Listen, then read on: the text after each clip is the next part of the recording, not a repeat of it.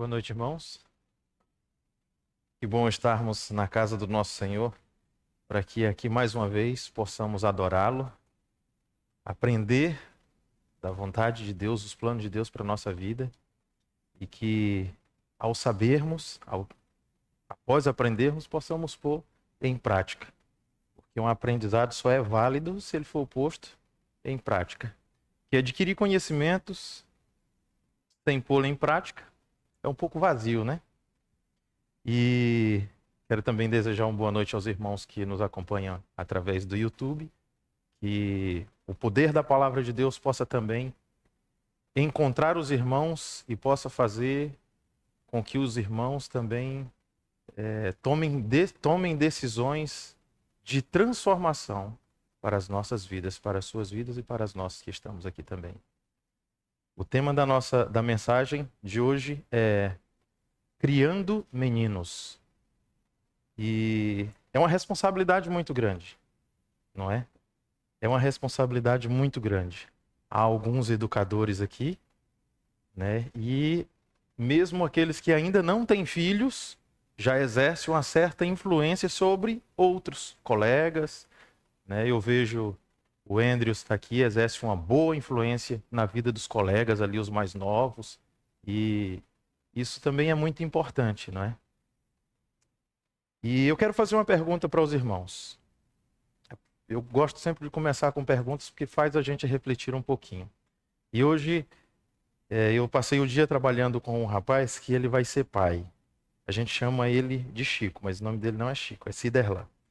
E eu fiz a pergunta: Chico, qual o filho mais fácil de educar? E ele pensou, vai ser pai agora do primeiro filho. E ele pensou e falou assim: isso é pergunta mais fácil aí, que eu não sei não. E a conclusão que eu chego é que o filho mais fácil de se educar, de criar, é o filho do outro. Por quê? Porque temos sempre a solução para o problema do outro. Para educar. Porque se fosse meu filho, eu fazia assim, assado. E estava tudo resolvido, né? Então o filho do outro é sempre mais fácil de educar do que os nossos.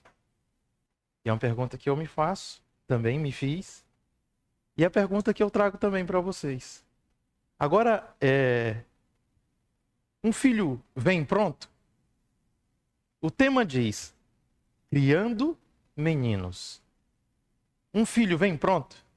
Quando uma criança nasce, e agora eu vou começar a colocar algumas coisas que vai ser... Ele já nasce traficante?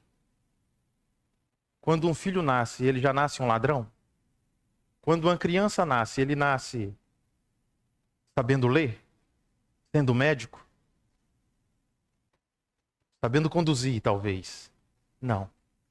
Isso tudo é aprendido no decorrer do tempo. As primeiras coisas começam a dizer mamã, e na maioria dos casos, e as mães ficam um pouco revoltadas, chama papá, não é? Lá em casa, pelo menos com os dois, eu acho que foi isso, não foi? Então, mas todos nós já fomos crianças e todos nós já estamos na idade que estamos, mas já aprendemos muitas coisas. E nunca sabemos tanto que não possamos aprender mais. É vivendo e, como diz o ditado popular, não é? É vivendo e aprendendo.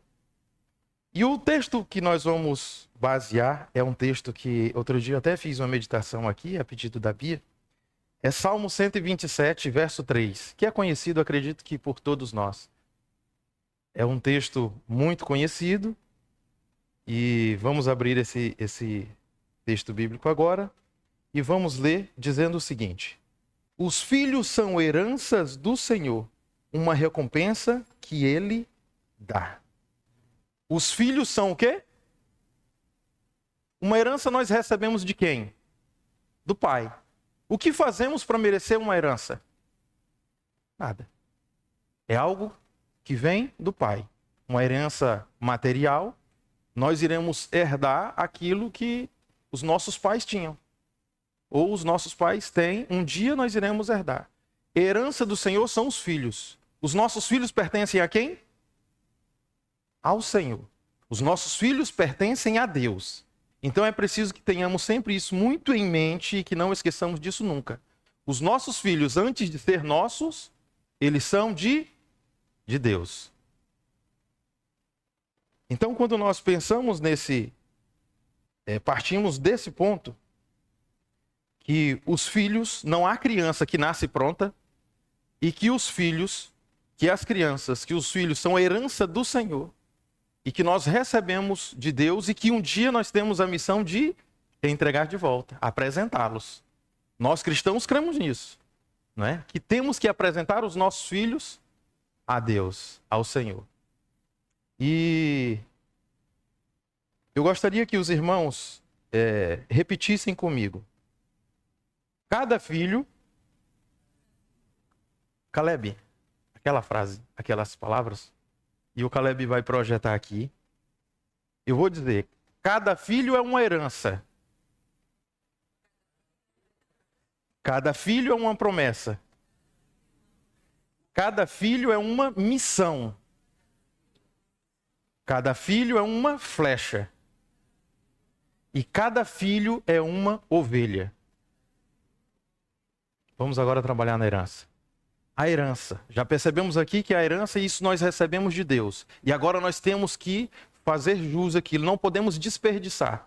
Tem um texto bíblico que está em segundo... Não precisa ler, eu vou apenas comentar ele, mas os irmãos depois podem procurar e ler em suas casas. Em 2 Reis, capítulo 4, do verso 1 em diante, conta a história de uma viúva.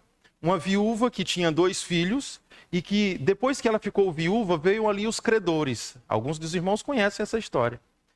E veio ali os credores para tomar, um credor veio para tomar os seus filhos como escravo. Mas aquela viúva, ela não contente com aquilo, embora a lei determinasse que deveria entregar os filhos como escravos, havia lei que justificasse isso. Aquela senhora, aquela viúva, ela não contente com isso, não se contentou com isso, ela foi atrás de Eliseu. Em busca de quê? Um milagre. Porque Eliseu, nós sabemos que ele não tinha bens materiais, ele não tinha riqueza. Eliseu não era uma pessoa de posses, não é? Mas ela foi em busca de Eliseu, já reconhecendo a fama de Eliseu, ela foi em busca dele para receber dele, porque ela reconhecia Eliseu como sendo um homem de Deus, ela foi em busca dele atrás de um milagre. Porque a herança do Senhor não se negocia. Ela recebeu a herança. Então a herança que você tem, e aqui eu vejo alguns pais com alguns filhos, com alguns dos seus filhos, a herança do Senhor você não negocia. Por nada. A herança do Senhor, ela não vai ser escravo. E a gente vê hoje nesse mundo atual, esse mundo moderno, né? Esse mundo atual, filhos, infelizmente, eu não vou falar do mundão aí fora não, vou falar daqui. Filhos cristãos sendo escravos de drogas, de vícios, cresceram aqui e chegou a uma determinada idade e hoje estão sendo escravos de vícios, escravos, às vezes aqui ainda de jogos, já não tem domínio próprio, porque todo aquele que nós entendemos que não tem domínio próprio, ele é escravo. Quem não tem domínio próprio é um escravo de vícios, seja lá quais eles forem. Então, a herança que nós recebemos não devemos negociar. E não devemos deixar com que eles permaneçam no estado de escravidão. Devemos lutar por eles, porque é a herança do Senhor. E nós devemos entregar para o Senhor novamente, eles estando no estado livres, limpos, seja lá de qual vício for. É a herança do Senhor. Cada filho, ele é uma promessa. A gente sabe, conhece muito bem a história de Abraão. Recebeu a promessa. Primeiro Deus falou para ele, sai da tua terra, do meio da tua parentela, vai para um lugar que eu te mostrarei. E aí, depois de vários anos ali, algum tempo, ele recebeu a promessa de que ele seria pai de uma grande nação. E ele recebeu o filho da promessa. Qual foi o filho da promessa? Isaac. Antes disso, ele teve ali aquele jeitinho humano de resolver as coisas com a serva Agar, que gerou Ismael. A gente conhece muito bem. Então, o filho que Abraão recebeu, ele recebeu para um propósito de glória, de honra. Dali sairia o povo de Israel que nós conhecemos e hoje nós somos chamados, reconhecemos nós mesmos como sendo o Israel moderno, Israel atual, não é? Pela fé, cremos nisso. Então, todo filho, ele traz uma promessa de bênção, porque Deus não vai dar promessa de maldição. Ele não vai te dar uma herança que vai se tornar, não, tá aqui, eu vou entregar um filho aqui para você, o irmão Isaac vai receber um filho e esse filho vai ser uma maldição. É herança do Senhor. E herança do Senhor traz bênçãos. Os filhos o filho de Abraão foi uma bênção e continua sendo uma bênção até hoje. Diante de toda a história, de todo o contexto que a gente sabe da vida daquele jovem, mesmo depois de tudo que passou ali no monte onde ele quase foi sacrificado, ele foi apresentado a Deus. A gente pode observar bem as características. Qual era o animal que Deus falou para que eles levassem ao altar de sacrifício? Era uma ovelha, e não era só ovelha, né? A gente via ali que pombos também eram, mas eram animais sem defeito. Não tinha defeito. Isaac não tinha defeito. E aí, por várias vezes, Deus, quando a gente vê esse relato, quando Deus pede o filho de Abraão, Deus fala assim, ó, toma o teu filho, o único filho. Por várias vezes essa frase se repete. Toma o teu filho, o teu único filho, e vai entregar-me a mim, vamos dizer, de certa forma, no altar de sacrifício. Um filho perfeito, que reconhecia no pai como sendo ele um homem de Deus. Agora, cada filho, ele traz uma missão. E aqui com os irmãos, eu quero ver a parte aqui do contexto, já agora no verso 4 do Salmo 127, que diz assim, vou ler o verso 3 de novo. Os filhos são herança do Senhor, uma recompensa que ele dá. Aí vem dizendo, como flecha nas mãos do guerreiro, são os filhos nascidos na juventude. Veja só, como flecha nas mãos do guerreiro. Qual é o contexto desse verso? De luta, de guerra. As flechas estão na mão de quem? De um guerreiro. Então, se as flechas estão na mão de um guerreiro, isso quer e dizendo que os filhos são essas flechas, está dizendo que nós estamos como? Em uma batalha, em uma guerra. Nós sabemos que a nossa luta aqui terrestre, com tantos desafios, tantas lutas, tantas aflições, tantas tentações, que principalmente os filhos na fase da adolescência acabam sofrendo, e é um momento principal onde Satanás, com seus dardos inflamados, ele lança flecha contra os nossos filhos para desviar eles do caminho certo. Parece que tudo que você está ali desde do ventre ensinando para o seu filho, quando chega na fase da adolescência, parece que ele esquece de tudo e dá ouvido agora aos amigos, ao que o professor diz. Às vezes professores instruem, né, de forma completamente... E não estou falando da classe professor, não é a classe, né, mas que transforma a conduta dos nossos filhos, o pensamento, parece que fazem uma lavagem cerebral na cabeça deles, que eles voltam agora totalmente... E eu lembro de um rapaz, amigo nosso, não vou falar o nome dele, era ancião na igreja nossa lá, e o filho dele, depois que entrou para a faculdade, falou assim, agora eu não acredito mais em Deus. Cresceu nos caminhos do Senhor. Não, agora eu sou ateu, mas não tem como Deus existir, e veio com cada coisa assim que... E a gente sabe que esse mundo aí está lutando para isso. A Bíblia diz que esse mundo jaz do maligno. Então nós devemos, nesse contexto de guerra, aqui a Bíblia diz que herança do Senhor são os filhos, e que os filhos são como flecha na mão do arqueiro. Né? Aí o verso 5 diz assim, como é feliz o homem que tem a sua aljava cheia deles. A aljava era uma ferramenta, um depositário, onde ficavam as flechas. E cada aljava, ela carregava 5 flechas. Por incrível, se os irmãos quiserem depois pesquisar, cada aljava tinha 5 flechas. cabia ali dentro 5 flechas. Parece que então agora transformando aqui a contextualização, o exemplo que é dado, parece que o número perfeito de filhos são 5. Não estou dizendo que é, mas está dizendo que é bem-aventurado, é feliz aquele que tem muitos, que tem a sua aljava cheia. Eu parei em 2, queria ter mais, mas não pude, né? Os muçulmanos dizem, né, já há um tempo atrás, vem dizendo que nos próximos 100 anos eles iriam conquistar a Europa, dominar a Europa. E que nos 300 anos eles dominariam o mundo. E a gente sabe que os muçulmanos têm ali muitos filhos. E adquirem ali, contraem um novo casamento, e filho, e filho, e filho. E o Siderval, esse mesmo rapaz que trabalha comigo, que a esposa dele está grávida, ele disse que ele é o 10º filho. E eu conheci o irmão Damião, que ele teve 25 filhos. Esse ano passado ele faleceu. 25 filhos com a mesma esposa. Ela é viva ainda. 25 filhos. Ele faleceu finalzinho do ano passado. E eu conheço alguns dos filhos dele. Inclusive são da igreja, graças a Deus. Mas, veja só. Herança do Senhor são os filhos. Aí vem dizendo aqui, eu sei que a aljava do irmão Damião estava bem cheia, né? 25 filhos, bem cheia. Mas ele viveu 99 anos. E eu tenho certeza que ali não faltava gente para levar ele para o hospital, para dividir, né, esses últimos momentos da vida dele.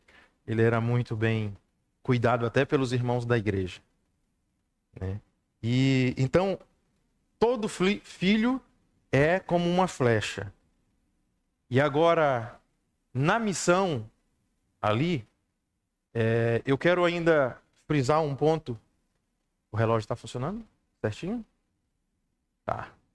Eu ainda quero frisar um pouco na missão. Nós, pais, a nossa missão. Nós sabemos que os nossos filhos são intensamente bombardeados, principalmente eles são bombardeados com informações, com tentações. Cada dia que passa, o número de pessoas que passam a usar drogas aumentam.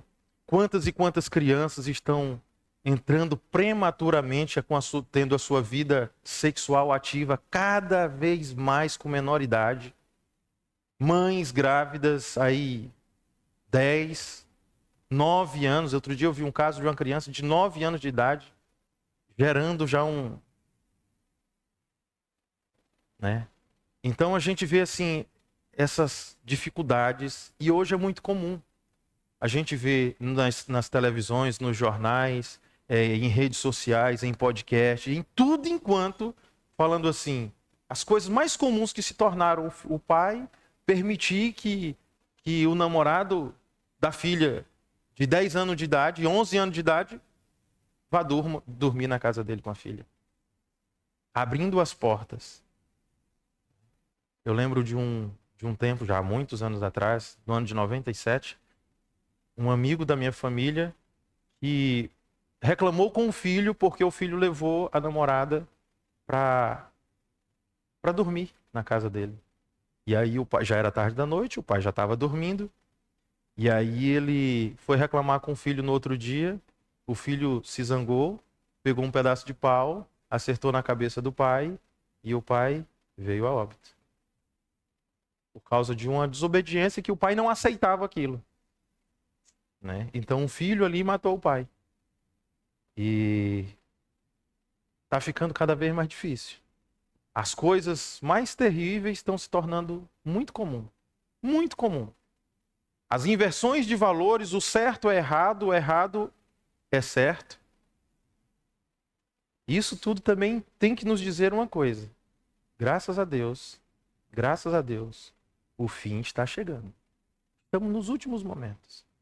E aí a nossa esperança é que isso foi profetizado que aconteceria. Não deve nos espantar. Mas agora isso não pode acontecer nos nossos lares. E aí onde nós temos que ter foco de trabalhar para educar os nossos filhos, para que isso não venha acontecer nos nossos lares, para que eles tenham valores eternos, recebam valores eternos e andem por caminhos corretos. Ovelha, cada filho é uma ovelha. Quando... Esse aqui, Grazi, eu acrescentei, não está lá. Tem muita coisa aqui que não está lá.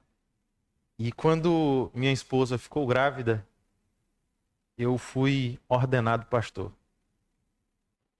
E quando as vossas esposas ficaram grávidas também, vocês foram ordenados pastor. E se não tinham refletido nisso, pensem bem nisso.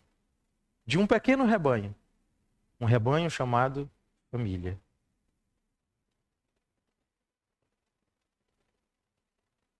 Como anda o nosso pastoreio? E agora eu falo para os homens, especialmente. Como anda o nosso pastoreio dentro de casa, com os nossos filhos? E eu me emociono um pouco, porque quando eu estudava isso aqui e meditava, eu falou para mim, sabe? Porque eu tenho falhado. Eu tenho muito que melhorar.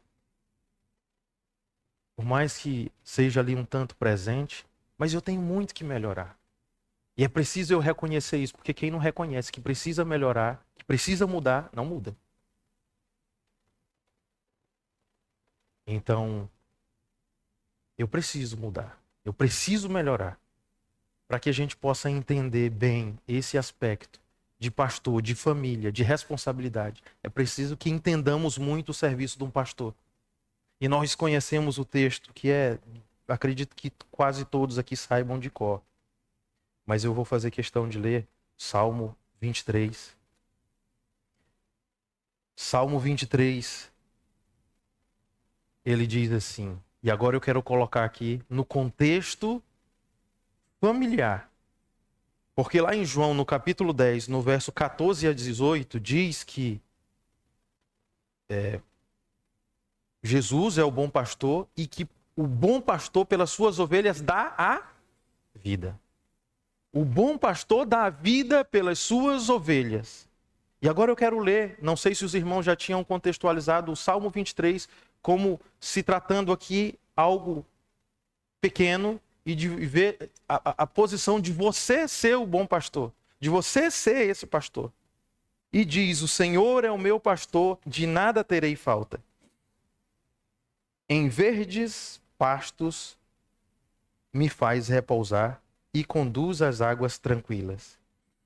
Irmãos, um pastor, ele é provedor. Um pai, ele é provedor. Ele faz com que os seus filhos recebam, ele provê as coisas para os seus filhos, para a sua família. Ele provê. E agora eu faço uma pausa aqui no Salmo 23 e quero ler agora o Salmo 128, no verso 1 e 2, que diz assim: como é feliz quem teme ao Senhor, quem anda em seu caminho. E agora vem o Salmo, o verso 2. Você comerá do fruto do seu trabalho e será feliz e próspero. E agora eu quero ler aqui como muitos têm agido. Você comerá do fruto do trabalho do seu sogro. É assim que o texto bíblico diz? Você comerá, junto com sua família, do fruto do trabalho do seu pai. É assim que diz? Não é. É você comerá do fruto do teu trabalho. É o teu trabalho. Eu, como pastor, eu tenho que ser o provedor. Desculpa, mães, mas vocês não têm que ser a provedora. O provedor é o pai, é aquele que sai à luta. E agora nós, pais, precisamos passar isso para os nossos filhos. Eles futuramente serão os provedores.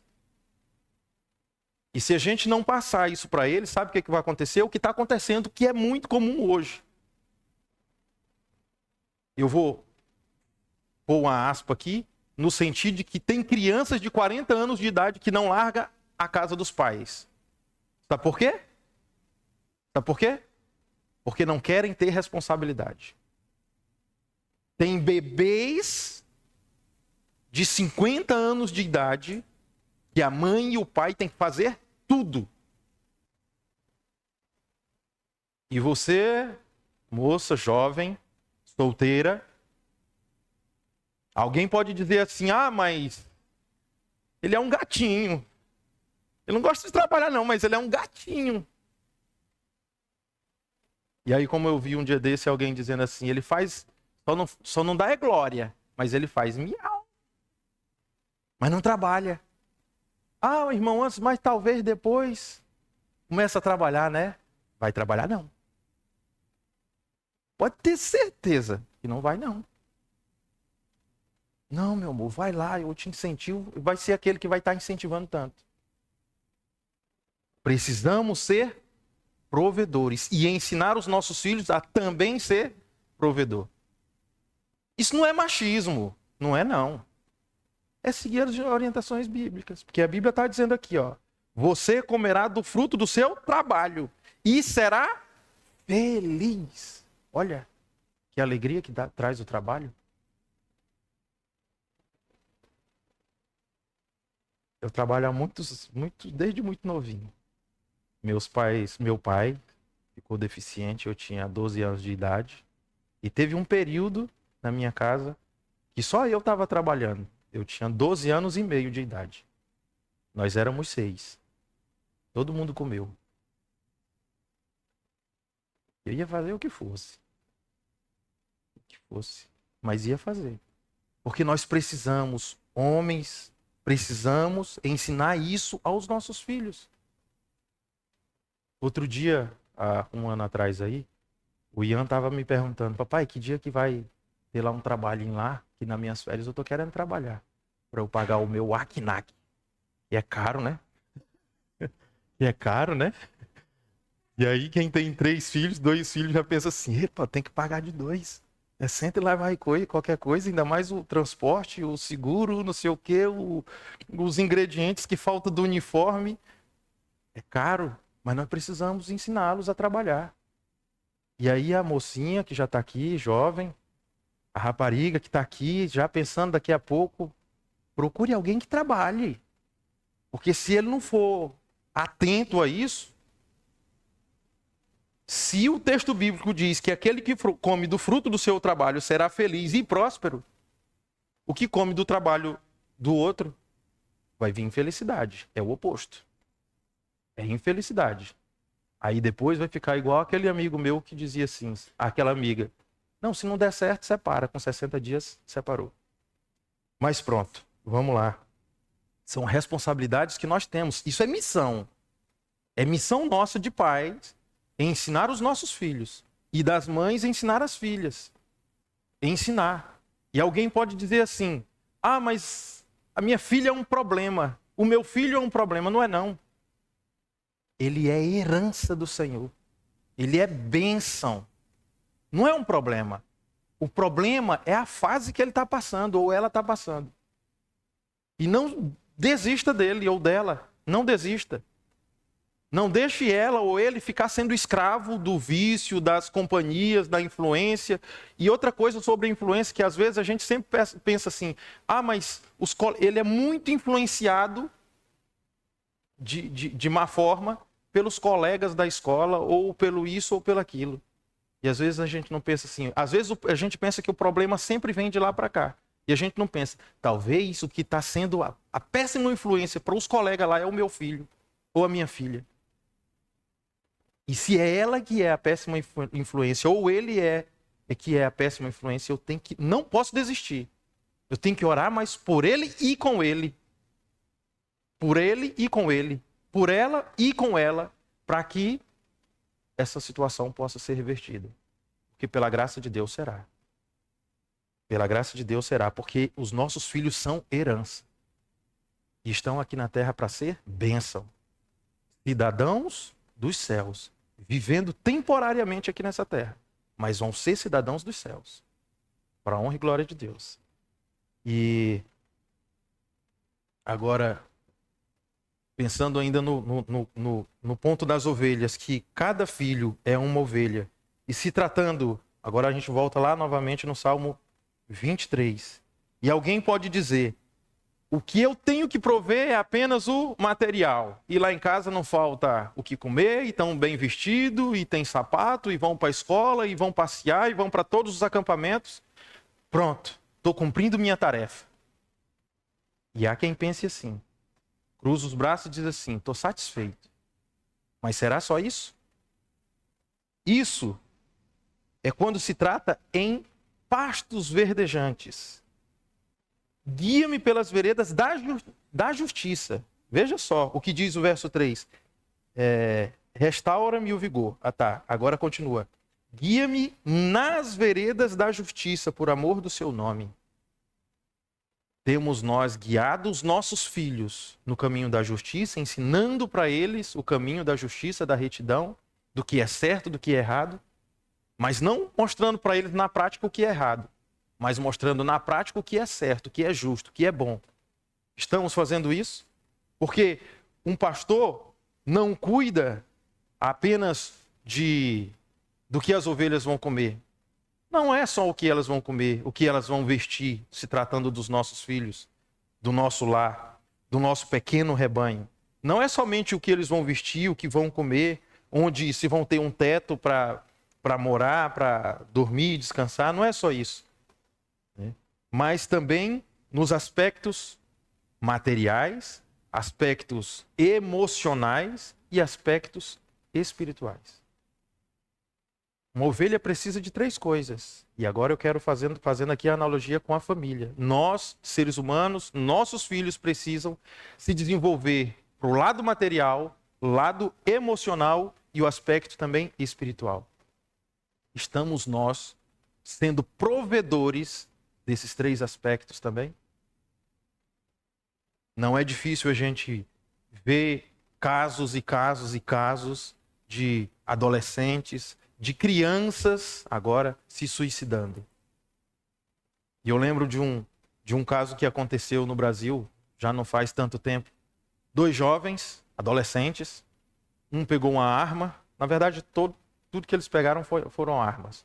Flechas, arco e outra arma, e o outro ainda pegou uma machadinha, tipo essa do Clube de Desbravador, pequenininha, que faz aquela coisa nas aberturas, e aí invadiram uma escola e saíram ali ferindo pessoas, enquanto aqueles outros que eles aí iam atingindo, ferindo, ainda não morria, um outro ia com uma machadinha e terminava de abater. São pessoas... Aí alguém pode dizer assim, que monstros, não é? Sabe o que faltou na vida dessa família? E aí a gente pode pesquisar, tá lá na internet, a gente encontra qual era o estilo de vida e os jornais, até o laudo da polícia, revela qual era o estilo de vida que aqueles adolescentes tinham. E o pai, sabe o que o pai disse? Eu dei tudo para ele. Eu trabalhei a vida inteira para dar tudo para ele. Não faltou roupa, não faltou comida, ia nos passeios de tudo enquanto. Aí ele dizia assim, ele só não tinha minha presença como pai. E, infelizmente, há muitos irmãos adventistas que dizem, eu dou tudo para ele. Mas alguém tem que trabalhar, não é? E aí trabalha, e só trabalha. E esquece de ser pastor. Alguém já pensou nessa frase assim? Pastor? Pastor? Porque antes de ser pastor, você precisa ser pai. Pai, presença. Veja só, guia-me na vereda da justiça. E Deuteronômio tem ali vários textos, ali no capítulo 6, vem dizendo ali que o dever do povo dos pais de Israel, vem dizendo que os pais deveriam inculcar as leis nos filhos ao deitar e escrever nos umbrais das portas, ao se levantar, ao se sentar, ao conversar, ao caminhar, ao trabalhar, ao fazer tudo. Isso diz que isso é preciso, para que isso aconteça é preciso haver um relacionamento. Estar próximo, porque distante, desculpa, ineficaz. É fracasso total. É preciso haver esse relacionamento. Se nós sempre temos os nossos filhos, não, eu vou só trabalhar para entrar só com dinheiro. Não é com o iPhone mais top que nós vamos suprir a necessidade de um pai. Eu falo o iPhone porque eu acho que talvez seja hoje o objeto de desejo da juventude hoje, de quase todos. Não é o iPhone mais top, não é o iPad que chama, né? iPad, iPhone, aí não sei o quê. O melhor tênis, como? PlayStation, não sei o que. Não é o mais top, isso não vai satisfazer e suprir a falta de um pai. O que faltou na vida daqueles 2 adolescentes foi um pai, uma mãe, que suprisse, que provesse os aspectos emocionais para aqueles adolescentes. Quantas e quantas pessoas hoje estão pulando de prédio, estão se envenenando, porque tem problemas emocionais. Porque a gente pega aqui o telefone, o telemóvel, o que for, e entrega para ele, pronto, meu filho, tá aí, cuida aí que eu vou cuidar de outra coisa aqui. Falta o aspecto emocional, está destruído. E o lado espiritual, como é que fica? Se não tem tempo para poder dedicar um tempo para os seus filhos, como é que fica o lado espiritual? A Deus dará, não é? E é suficiente. E às vezes a gente pensa, não, mas meu filho está todo culto na igreja. É suficiente? Cada dia que passa, os nossos jovens, quando completam os 17 anos, é assim, ó, de ladeira abaixo. É só aumentando o número. E a gente pode ir nos concílios de anciãos que tem, tanto aqui quanto no Brasil e tudo. A gente vê que os jovens, os batismos são dos 10 aos 15 anos. E aí aqueles que batizaram dos 10 aos 15, quando completa 18, 17, 18, 20, entram na faculdade, ó, sai. Vir à igreja desde criancinha até os 17 foi suficiente? Ou apenas criou um hábito? Às vezes pode ser. Os nossos filhos hoje têm raízes profundas para permanecer? É uma pergunta que eu faço para mim. Eu tenho um que já tem 14 anos. Eu faço para mim. Eu ajudei para que a raiz espiritual dele fizesse ele permanecer? Faça ele permanecer futuramente? Quando entrar numa faculdade, começar a fazer cursos aí, conhecer outras pessoas que às vezes agora ele não tem interesse, mas ele vai conhecer outras pessoas. Os nossos filhos vão conhecer outras pessoas. Essas amizades, que é linda, muito boa, do pequeno grupo, do clube de desbravador, vai daqui a pouco aparecer outras que vão dizer assim, ó, vocês ficam aqui quietinho aqui, que eu vou começar a andar um pouco mais com aqueles outros ali. Isso vai acontecer. Isso aconteceu com 3 irmãos meus. E sabe o que aconteceu com eles? Alguns já sabem. Estão fora da igreja. E é triste isso, irmãos. A gente tem que acordar. E eu não estou dizendo nenhuma novidade aqui. Ou isso é novo para alguém? Não é novo para ninguém. Não tem nenhuma novidade aqui.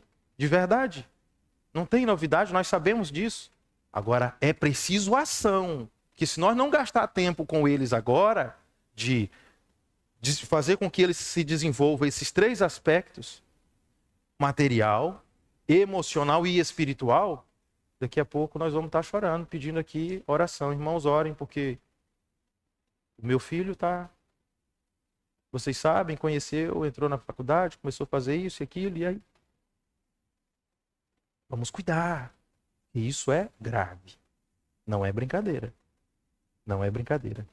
E isso tudo pode ser evitado por pais. Eu sou uma pessoa que eu acredito muito na educação. Mas assim, extremamente. E eu vou dizer uma frase aqui que eu não sou muito a favor daquele, mas esse já nasceu com esse gênio. Ô, irmão, desculpa. Eu não acredito nisso. E biblicamente falando, eu encontro inúmeros textos bíblicos que confirmam que não é assim. Como nós falamos da agora, nenhum criminoso nasce criminoso, nenhuma criança nasce criminosa. Irmãos, vamos nos apegar cada dia mais à palavra de Deus e fazer com que ela seja o nosso guia. E que nós possamos inculcar isso na cabecinha dos nossos filhos. Porque muitas e muitas famílias está faltando provisão, está faltando direção e está faltando proteção. O mesmo texto bíblico ainda continua dizendo, mesmo quando eu andar por um vale de trevas, de morte, não temerei perigo algum, pois tu estás comigo. Porque tu estás comigo. Porque Pai está comigo. Porque pastor está comigo. Os nossos filhos, eles têm essa segurança de que nós estamos com ele. Será se hoje nós somos os melhores amigos dos nossos filhos? onde ele conta tudo, ou será que ele já não está tendo alguns amigos aí fora que está vindo com conversinhas, com ideias, com isso, com aquilo? Estamos nós próximos dos nossos filhos a esse ponto para que eles venham conversar todos os assuntos, porque eles precisam ter liberdade para conversar tudo. Tudo. Porque se eles não vierem atrás de nós, a gente sabe qual é a ideia aí fora. Experimenta isso aqui, é maravilhoso. E isso é caretice, negócio de tu ficar se guardando, para com isso. Isso é do tempo da minha avó. É assim que eles dizem. Ih, mas tu é quadrada? Tu tá mesmo se guardando para isso? E onde é que está aquele trabalhador, e ainda estava falando ainda sobre as jovens, né, procurarem pessoas que tenham. E aí outro dia também, eu lembro, eu ouvi uma mensagem e um pastor dizia assim: mas aqui na igreja ela chegou, pastor, eu até procurei, vi um rapaz bonitinho e tudo, e aí eu fui conversar com ele se veste muito bem, é estudante, tá lá, isso, aquilo. E aí ele pegou e disse assim: eu já tenho um namorado. Já está comprometido. E isso, cada dia que passa, é mais comum. Os homens do sexo masculino já não assumem a masculinidade. E é muito comum, a gente sabe disso. Cada vez mais Mas isso foi predito, foi previsto, foi profetizado. Né? Nós temos que zelar para que os nossos filhos emocionalmente possam estar sendo providos por pais que direcionam, por pais que conduzem ali no caminho. E agora, por fim, o nosso maior exemplo, Jesus. E agora eu quero colocar aqui uma situação. Deus poderia ter escolhido a mulher, Maria, como a gente sabe que ele escolheu, falou primeiro com Maria, e ter organizado tudo para que Maria não precisasse de um pai. Poderia. Sabe por quê? Porque quando ele construiu a família lá no Éden, ele fez um homem e uma mulher. E até Jesus, eu já vi muita frase assim: mãe é tão importante que até Jesus precisou de uma. De fato. Mas Deus também não esqueceu da figura paterna, do macho ali, José. José estava ali. E há quem pense que Jesus nasceu sabendo tudo. Não, ele aprendeu a caminhar também, ele aprendeu a escrever, ele aprendeu a falar, ele aprendeu a ler. A gente sabe disso. Se Jesus hoje nascesse no nosso contexto, ele usaria a fralda descartável. Que as pessoas mais humildes, financeiramente que eu falo, hoje conseguem usar uma fralda descartável num bebê. Até Jesus precisou dar uma figura paterna para estar ali, para ensinar. A gente sabe do texto e conhecemos muito bem que a Bíblia não esconde o fato de que Jesus ele aprendeu a profissão de... Com quem? Com o Pai. Então, Deus mandou o seu filho e disse assim: o meu filho terá um pai na terra. Qual é a distância que nós estamos hoje dos nossos filhos para que os nossos filhos sejam criados aí somente pela mãe e o pai só trabalhar e bancar? Jesus precisou também de um pai que o ensinasse, que o educasse, tudo ali, direitinho. E nós não podemos estar tão distante dos nossos filhos. Às vezes pode parecer assim: o irmão está falando só o aspecto dos homens e tal. Não, não é não, é geral. Mas o pai também é fundamental. Fundamental. De ser provedor, de direcionar e ser o protetor. De ser o protetor também. E por fim, irmãos, nós vamos ter uma mensagem. Vai cantar louvor. Que nós possamos pôr em prática. Porque, como eu disse, não foi dito, eu acredito que não foi dito nenhuma novidade. Mas se nós não tomarmos atitude para estarmos próximos dos nossos filhos, sendo um protetor, um guia, né? E alguém que protege os nossos filhos, a nossa família, infelizmente correrá um sério risco de ser desmoronado e ser desfeito. E aí, quando Abraão, que um dia vai poder chegar e ir até Deus e apresentar o filho que Deus deu para ele, que foi o filho da promessa. E enquanto Ló, que se desviou do caminho, foi para aquele lugar onde já tinha fama, foi levado prisioneiro, foi resgatado pelo seu tio, voltou para o mesmo lugar, perdido, terrível. Depois foi tirado de lá, de Sodoma e Gomorra, a gente sabe muito bem, que os anjos tiraram Ló de lá. E depois a mulher ainda se perdeu, se transformando ali porque olhou para trás. E as filhas se tornaram no que se tornaram. Aí ele vai chegar lá no céu, vai chegar na eternidade e vai apresentar qual herança que ele vai apresentar ao Senhor. Vai chegar de mãos vazias. E não é assim que nós queremos chegar. Eu tenho certeza que nós queremos chegar com as nossas mãos cheias e dizer assim, está aqui, Senhor Deus, a herança que o Senhor confiou a mim. Amém. Amém, irmãos? Vamos cantar mais? Vamos ficar em pé.